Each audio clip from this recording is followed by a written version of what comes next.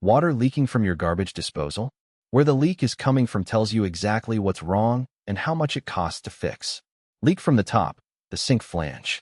This is the metal ring where the disposal connects to the bottom of the sink drain. The mounting bolts loosen over time or the plumber's putty dries out. Tighten the mounting bolts. If still leaking, remove the disposal, scrape off the old putty, apply new plumber's putty, and reinstall. About 100 to 150 if you call a tech. Leak from the side, dishwasher connection, or drain pipe. The side of the disposal has two connection points. One is the dishwasher drain hose that connects with a clamp. Tighten the clamp. The other is the drain pipe leading to the P-trap. Tighten that connection or replace the gasket. Leak from the bottom. This is the bad one. A leak from the bottom of the disposal means the internal seal has failed. This is not reparable. The entire disposal needs to be replaced. Disposal replacement is $150 to $350 installed. How to pinpoint the leak. Dry everything under the sink thoroughly.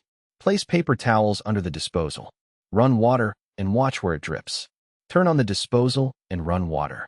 The leak location becomes obvious with dry paper towels. Disposal leak repair. Port St. Lucie, Stewart, Fort Pierce, Jensen Beach, Palm City. Call Treasure Coast Appliance Repair at 772-353-5791.